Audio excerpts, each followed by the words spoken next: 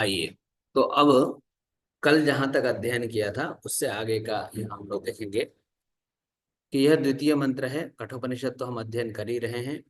अब देखिए इसका उच्चारण कर लेते हैं।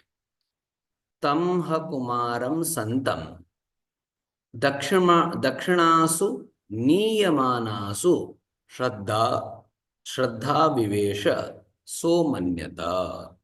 अब इसका पदच्छेद देख लेते हैं। तम जैसा है वैसा ही रहेगा। हा कुमारम संतम दक्षिणासु नियमानासु, यहाँ तक कोई भी परिवर्तन नहीं है क्योंकि यहाँ तक संधि नहीं है। अब आगे के मंत्र में थोड़ी सी संधि दिखाई दे रही है। श्रद्धा आविवेश, यहाँ पर हम देखेंगे ये अवग्रह दो दिखाई दे रहे हैं ना। इसको अगर संधि से अलग कर दिया जाए तो हम इसको आविवेश ऐसा उच्चारण करेंगे। और जब संधि नहीं कर रहे हैं, केवल मंत्रोच्चारण कर रहे हैं, तो हम क्या बोलेंगे? श्रद्धा विवेश ऐसा बोलेंगे। ठीक है। ऐसे अगले में भी सोमन्यता ऐसा बोलेंगे। पर जब हम उसको अलग कर लेंगे तो सह अमन्यता ऐसा अर्थ हो जाएगा। मतलब पदच्छेद में ये अंतर आ जाता है। ठीक है। अब इसका आइए अर्थ को, अन्वय को देख लेते हैं। अब वहां पर क्या कर रहे थे कि सर्ववेदस नाम के यज्ञ, विश्वजित नाम के यज्ञ में सब कुछ दे रहे थे, है ना। सब कुछ दे रहे हैं, तो सब कुछ देते समय वहां गौओं को भी दिया गया था। वो गौएं पहले धन के रूप में अधिकांश ऋषियों के पास गौएं ही रहती थी। क्योंकि हम जानते हैं कि हर कोई क्या करता है, गौएं देता है दान में।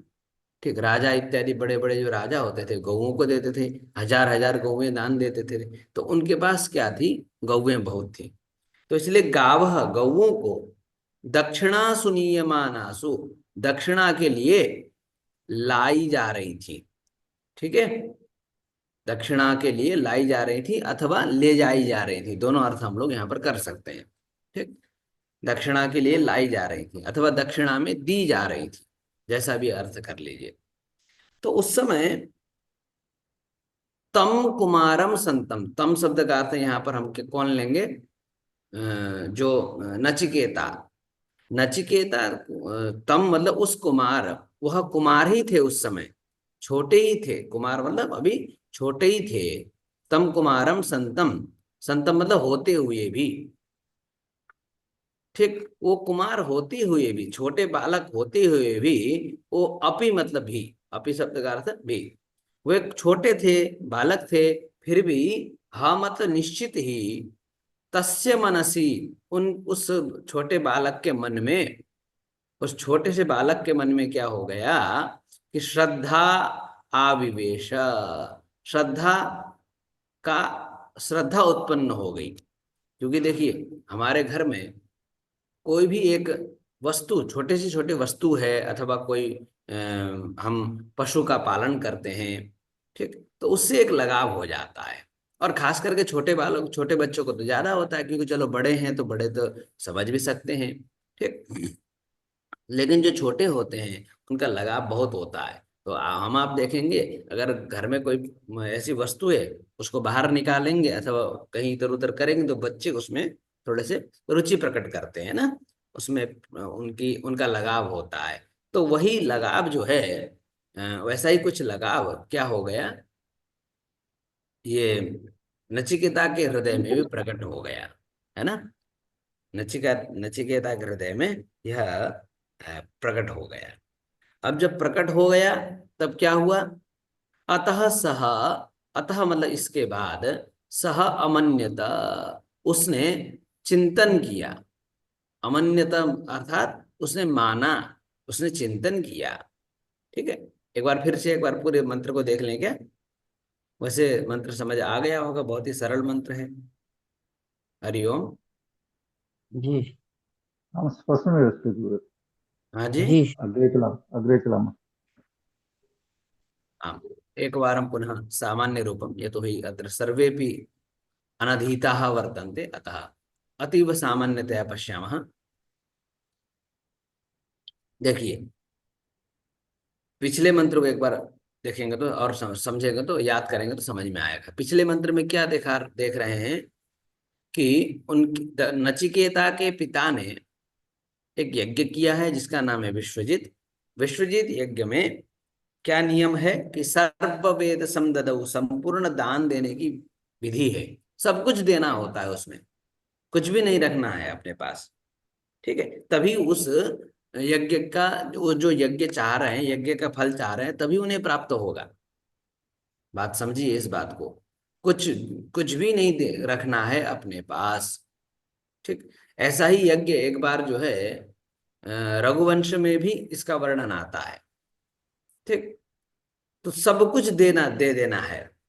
तो इसी क्रम में वो क्या कर रहे थे, अपने पास जो गौएं थे वो भी दान दे रहे थे।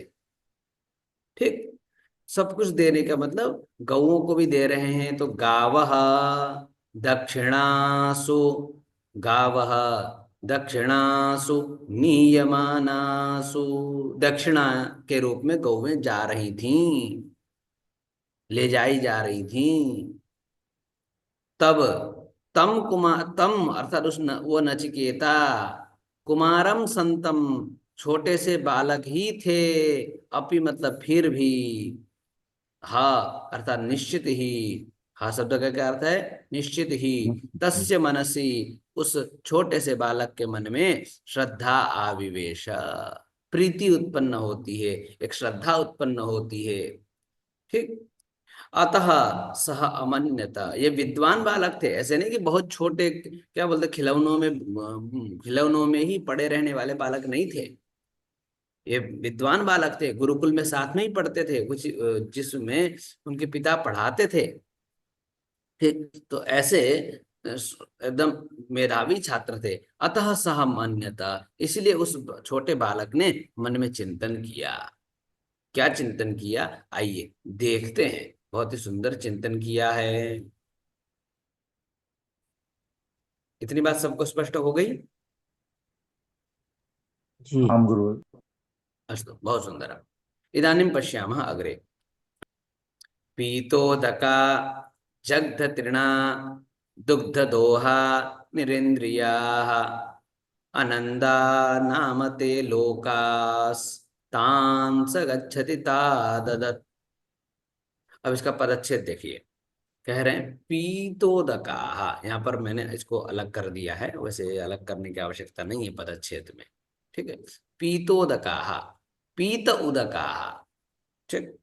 फिर आगे बता रहे जग्ध तृणाः, जिन्होंने समस्त तृणों का, समस्त तृण खा चुके हैं, जग्ध तृणाः। ठीक। यहाँ पर अब इसका अर्थ बाद में करेंगे, पहले केवल पदच्छेद मात्र कर लेते हैं ना, कहाँ कहाँ पर हमें ऊपर के मंत्र में, और उसको अगर शब्द रूप में देखें तो कितना अंतर पड़ जाता है उसको देखना है केवल। ठीक। तो ऊपर लिखा है पीतोदका, तो वहां पर विसर्ग का लोप हो गया है यहाँ पर। तो यहाँ आप देखेंगे तो पीतोदका ऐसा शब्द बन गया। फिर जग्ध तृणाहा, ठीक, ऊपर तृणा में विसर्ग नहीं है, यहाँ पर विसर्ग आ गया। ठीक। दुग्ध दोहाहा, हाँ। फिर उसके बाद निरिंद्रियाहा, निरिंद्रियाहा। उसके बाद फिर आगे आनंदा, जैसा है वैसे ही है। नाम ते लोकाहा, यहाँ पर जो स है वो विसर्ग बन गया यहाँ पर, इसमें इसमें अंतर आ गया। तान सह, अब ऊपर जो स नहीं है, विसर्ग नहीं है यहाँ पर, फिर से विसर्ग आ गया। सह गच्छति, फिर से यहाँ पर जो विसर्ग नहीं है वो विसर्ग यहाँ पर भी आएगा। तहा ददत, ऐसा हो गया है ना। तो विसर्गों का कुछ नियम होता है, उन नियमों के मध्य में कभी वो लुप्त हो जाते हैं, कभी कुछ 8 भाव में विसर्ग परिवर्तित होते हैं। 8 8 होते हैं विसर्ग के जो बदलने के तरीके होते हैं। आइए इसको भी, जब बात छिड़ ही गई है तो देखते हैं कि कौन कौन से वो 8 भाव हैं जिसमें वो परिवर्तन हो सकते हैं। देखिए, आपने 2 या 3 भाव तो यही देख लिया होगा। जैसे आप देख रहे होंगे कि विसर्ग लोप हो जाता है। विसर्ग क्या हो जाता है, लोप हो जाता है ना। तो हमने देखा है एक तो लोप होता है। ठीक। लोप की बात हो गई। और दूसरा आपने देखा कि यहाँ पर ये स में बदल रहा है। ये देख रहे हैं आप, जो है यहाँ पर क्या हो रहा है, विसर्ग स में बदल रहा है। तो ये देखिए स में एक बार बदलता है। ठीक। ये स में बदल गया। फिर उसके बाद इसी प्रकार से जैसे दंते स में बदलता है, वैसे ही क्या हो जाता है कि ये तालव्य स में भी बदलता है। ऐसे ही मूर्धन्य श में भी, श के रूप में भी ये क्या हो जाता है, बदल जाता है।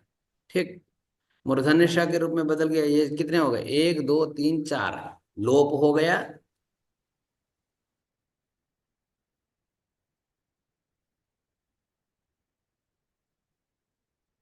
हैं, एक हो जाता है र, बहुत जगह पर क्या हो जाता है, र ऐसा बन जाता है ये। ठीक, जिसको आप रेफ भी कहते हैं, ऊपर भी चढ़ जाता है ये र बनकर, है ना। इसके बाद आगे फिर क्या हो जाता है, एक और होता ओ, विसर्ग कभी कभी ओ बन जाता है, ध्यान रखना है, कभी कभी क्या हो जाता है, ओ बन जाता है। मैं आगे जाकर उदाहरण अगर मिल जाता है तो मैं वो आपको उदाहरण भी बताऊंगा। ओ में बदल जाता है वो। ठीक है, उसके बाद फिर जो है, इतना हो गया। इसके अलावा क्या है और, ये हो गया जी। ओभावश्च विसर्गश्च, ओभाव हो जाता है, विसर्ग हो जाता है। इसके बाद दो और होते हैं। अच्छा हाँ, दो ये होते हैं, क और ख से पहले, ध्यान से समझिए, क और ख से पहले वो जिह्वा मूलीय विसर्ग होता है। क्या होता है, जिह्वा मूलीय विसर्ग कहलाता है। ठीक, क और ख से पहले। इसके बाद प और फ से पहले उपदमानीय विसर्ग हो जाता है, वही विसर्ग। तो इस प्रकार से 8 पग प्रकार में बदलते, बदल जाते हैं विसर्ग। ये विसर्ग का खेल होता है ये। ठीक, ये विसर्ग का कुछ इस तरीके का हमारे व्याकरण शास्त्रों में इसका हम लोग दर्शन कर सकते हैं। स्पष्ट है सभी को, ये बात समझ में आ गई। ये थोड़ा सा व्याकरणात्मक विषय हो गया, हालांकि ये विषयांतर विषय है, फिर भी थोड़ा सा समझ लिया, ताकि आगे भी हमें सरलता हो पदच्छेद इत्यादि में। जब हम पदच्छेद करेंगे या अर्थ करेंगे तो उसमें सरलता होती है। ठीक है। हम्म, अस्तु। तो विसर्ग, ये जो विसर्ग है, देखिए ये हमारे हाथ में जो दिख रहा है विसर्ग, ये विसर्ग इतने प्रकार से बदल सकता है, लोप हो सकता है। ठीक, जैसा कि हम देख रहे हैं, पीतोदका में नहीं है, जगदत्रिणा में नहीं है, दुग्ध दोहा में नहीं है। ठीक है, और यहाँ पर स में नहीं है और ता में नहीं है, तो यहाँ लोप हो गया है विसर्ग का। ठीक है, इसके बाद फिर क्या होता है, या तो स में बदल जाता है, जैसे कि हम देख रहे हैं यहाँ पर लोकास में स में बदल गया। कहीं पर तालव्य श में बदल जाता है, कहीं पर दंत्य स, मूर्धन्य मूर्धन्य श में बदल जाता है, कहीं पर वो रेफ में बदल जाता है, र में बदल जाता है, कहीं पर वो ओ में बदल जाता है, और कहीं पर वो जिह्वामूलीय विसर्ग, और कहीं पर उपदमानीय विसर्ग के रूप में देखा जाता है। क और ख से पहले जिह्वामूलीय विसर्ग हो जाता है, और प और फ से पहले उपदमानीय विसर्ग हो जाता है। एताः गावः तु पीतोदकाः, जग्धतृणाः, दुग्धदोहाः, निरिंद्रियाः सन्ति। ठीक है, तत्पश्चात अग्रे किम उच्यते, आगे बताया जा रहा है, यदि यदि ताः गावः ददत् चेत अनंदा नाम ते लोकाः, सहदाता, सहदाता जो देने वाला है, सह तान लोकान गच्छति, उन लोकों में चला जाएगा। बात को समझिए, यहां पर गौएं क्या थी, गौएं बूढ़ी हो चुकी थी। ठीक है, अब सब कुछ दे रहे हैं तो सब कुछ देना पड़ रहा है। ठीक, अब जो युवा गौएं थी वो भी दे रहे थे, और बूढ़ी गौएं भी दे रहे थे, अशक्त गौएं भी दे रहे थे। ठीक, तो वो चिंतन कर रहा है, वो छोटा सा बालक नचिकेता, क्योंकि गुरुकुल में पढ़ा है तो कुछ विशेष बुद्धि उसमें आ गई है। तो अब गुरुकुल में पढ़ने वाला बालक तो थोड़ा बहुत धर्म अधर्म के विषय में जानता ही है, भी क्या धर्म है क्या अधर्म है। इसलिए वो क्या सोच रहा है, एताहा गावः तो, ये जो गौएं हैं, ध्यान से समझिए, ये जो गौएं हैं वो कैसी हैं, पीतोदकाहा, इन्होंने अंतिम बार अब जिन्होंने जल पी लिया, अब उससे आगे वो जल भी नहीं पी सकती हैं। इतनी असक्त हैं, इतनी असक्त हैं कि वो आगे जल भी नहीं पी सकती हैं। ऐसा दिखने में ऐसा लग रहा है, बिल्कुल हड्डियां दिख रही हैं। ठीक, जग्ध तृणाः, ऐसा लग रहा है तृण भी इन्होंने अब अंतिम बार ही खाया है, अब आगे जाके शायद चल भी पाएंगी या नहीं चल पाएंगी। हाँ, कुछ खा पाएंगी कि नहीं खा पाएंगी। दुग्ध दोहा, जिनका दूध भी सब कुछ निकल चुका है, अब दोबारा अब इससे आगे दूध भी नहीं निकाल सकते इनसे। और निरिंद्रियाहा, इनकी इंद्रियां भी शिथिल हैं, कुछ भी काम नहीं कर रहे हैं। ठीक, चल पाएंगी, बैठ गई तो उठ पाएंगी या नहीं पाएंगी पता नहीं, और उठ गई तो बैठ पाएंगी या नहीं पाएंगी पता नहीं। ऐसी गौएं ये दिख रही हैं भाई मुझे तो, ऐसा वो मन में चिंतन कर रहा है। ठीक, क्योंकि सो मन्यता, अंतिम में क्या बताया था, वो कुछ चिंतन कर रहा है, सह अमन्यता, उसने कुछ माना, उसने कुछ सोचा, उसने कुछ चिंतन किया। तो क्या चिंतन कर रहा है, यही चिंतन कर रहा है कि ये गौएं तो बिल्कुल अंतिम स्थिति में है।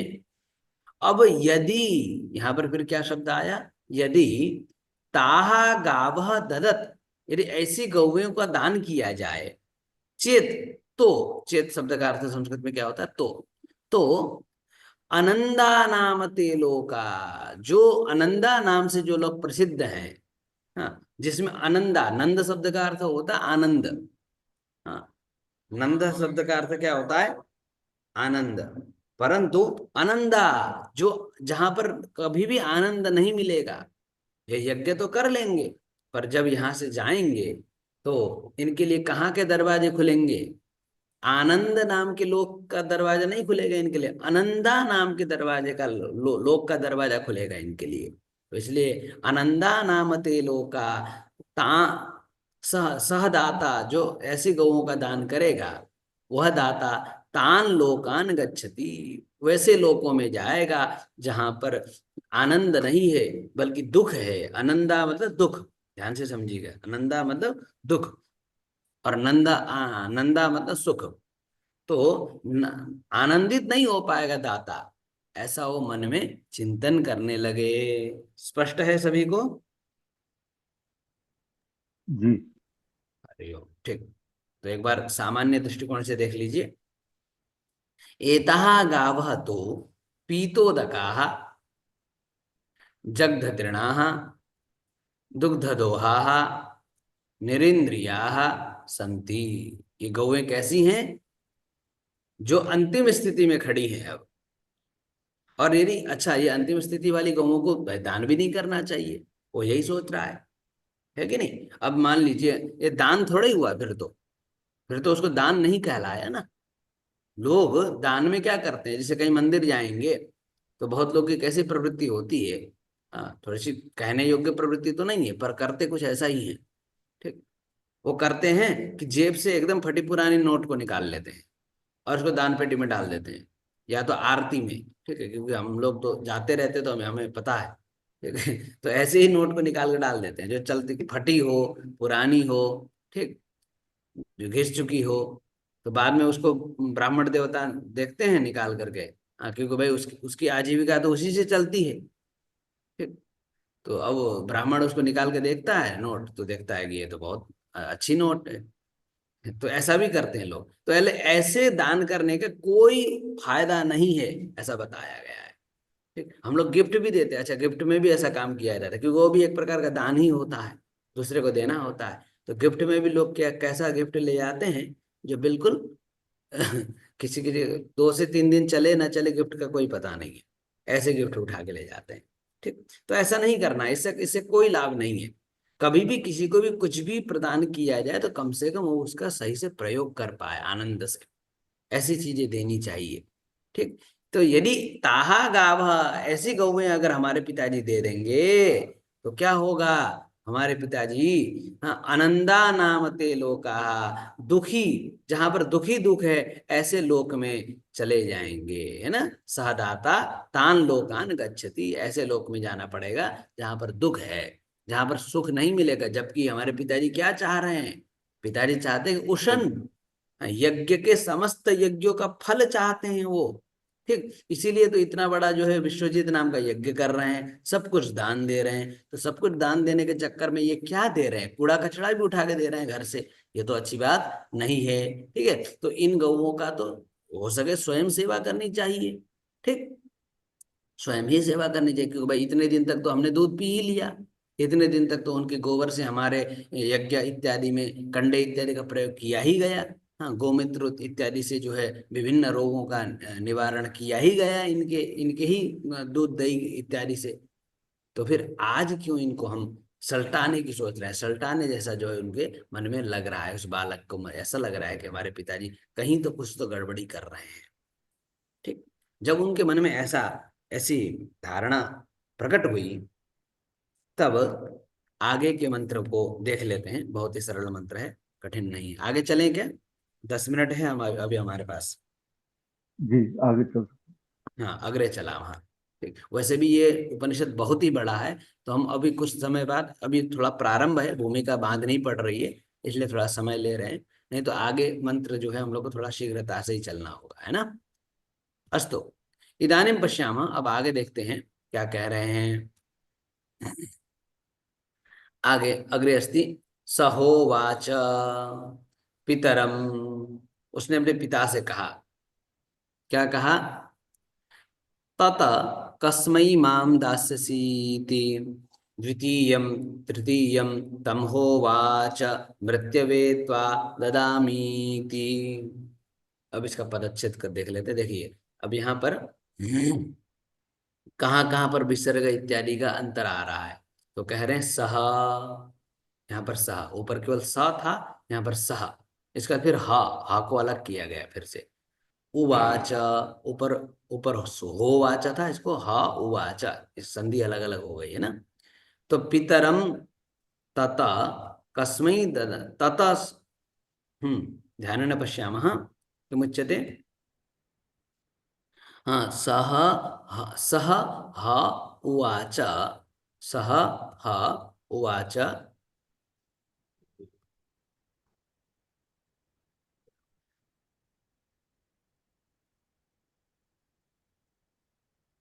सम्यक्।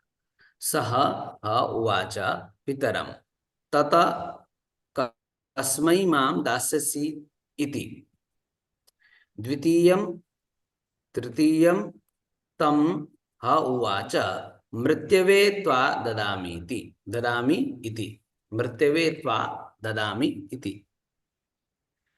अब यहाँ पर ह अर्थात, अब इसका पहले अन्वय ले लेते हैं ना। ह विचिन्त्य सह पितरम उवाच। हे तात, हे तात शब्द का ही पर्यायवाची है। हे तात माम कस्मै दास्यसि इति। तातः मौन, मौनः अस्ति। पुनः पुनः द्वितीयं तृतीयं वारं पप्रच्छ। तदा क्रुद्धः तातः तम उवाच। यहाँ पर क्रुद्धः तातः ऐसा अर्थ लगाएंगे। तदा क्रुद्धः तातः तम उवाच त्वा ह मृत्यवे ददामि इति, ऐसा कहा। ठीक है। अब देखिए इसके अर्थ को देख लेते हैं। अन्वय में तो हमें समझ में आ गया, बहुत कठिन नहीं है, बहुत सरल सरल विषय है। देख लेते हैं। हाँ अर्थात पूर्व की बात को, हाँ मतलब निश्चित ही, विचिन्त्य वैसा चिंतन किया जैसे पहले कहा ना कि क्या पीतोदकः जगधतृणाः, वो गौओं के बारे में चिंतन किया। और साथ में गौओं, वो ऐसे गौओं को दान करने पर जो दुखी लोक में जाएंगे, उस बारे को चिंतन, उस विषय को चिंतन करते हुए, हाँ, इति विचिन्त्य ऐसा चिंतन करके, सह अर्थात उस नचिकेता ने पितरम उवाच अपने पिता से कहा। क्या कहा? हे तात अथवा हे तत, हे पिता, आप सब कुछ दे रहे हैं दान में, है ना? सब कुछ आप दान दे रहे हैं, तो माम कस्मै दास्यसीति, अच्छा मुझे आप किसको देंगे? क्योंकि सब कुछ में तो मैं भी आ गया ना, मैं भी एक रत्न हूं, आपका पुत्र रत्न हूं। ठीक। मैं भी आपकी एक संपत्ति हूं, और मुझ पर भी आपका सबसे ज्यादा जो पूर्णाधिकार है वो मुझ पर है आपका। तो आप मुझे किसे देंगे? ठीक। तो ताता मौन, अभी पिता भी मौन है। उसने पुनः फिर से द्वितीयम बारम, हाँ, दूसरी बार फिर से पूछा यही प्रश्न। क्या प्रश्न कर रहा है? हाँ, तात माम कस्मै दास्यसि इति, कस्मै दास्यसि, कस्मै दास्यसि, और दो तीन बार बार बार पूछ रहा है। ठीक। पुनः तृतीयम वारम, फिर से तीसरी बार भी पूछ लिया। तदा तातः क्रुद्ध, तब पिता क्या हो गए? क्रुद्ध हो गए, क्रोधित हो गए। तदा तातः क्रुद्ध, तब पिता क्रोधित हो गए। और तम उवाच, और उससे गुस्से में बोल गए। ठीक। कभी कभी हो जाता है, क्रोध आ जाता है। क्योंकि इतना बड़ा कार्य देख रहे हैं तो हो सकता है भाई उनका उनके दिमाग में प्रेशर भी हो। ठीक, अब उसमें ये छोटी त्रुटि को हालांकि ये छोटी त्रुटि नहीं है जो कर रहे हैं। इसको नचिकेता ने देख लिया, ये बहुत अच्छी बात है, परंतु इस बात को समझ नहीं पाया, क्रोध आ गया। कभी कभी सही बात भी गलत लगती है।